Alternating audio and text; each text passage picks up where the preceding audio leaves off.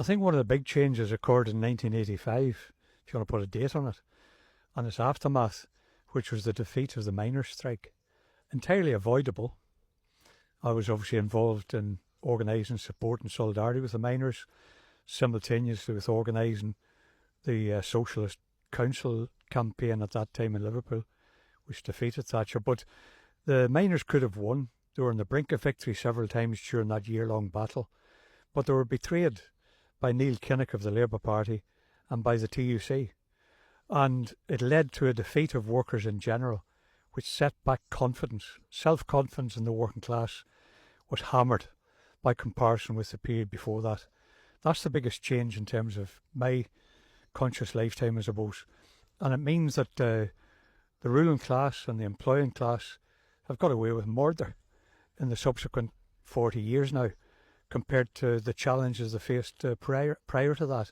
So it's only just beginning to change, but the years of disappointment have led, as opposed to a polarised response. On the one hand, it's led to a lot of people being misled into the swamp of far-right politics, of believing that it's the immigrants to blame, or the asylum seekers, or the black and ethnic minorities to blame, when of course we know full well that, for example, in the case of Scotland, it's not the 7,000 asylum seekers in Scotland that have created 250,000 people to be languishing on the public sector housing waiting lists.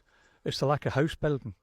And then on the other hand, there's some people who are beginning to increasingly waking up to the clean, genuine socialist alternative of, for example, on that issue, build 100,000 council houses of the highest quality, sustainable, for affordable rent, to cut down poverty, to cut down homelessness, to give young people independent living as an option, to stop the new Highland clearances, where communities in rural and island Scotland are being depleted by young people leaving because they can't get a house. They've got no transport worth talking about either. Neither are affordable or available. So it's this increasingly polarised choice between falling for the fake option of multi-millionaires like Farage and Orford, or however you say his name, awful I suppose, who has, 6 houses, 6 yachts and 5 cars. I don't know where he's going wrong on the car front, but creatures like that trying to con people.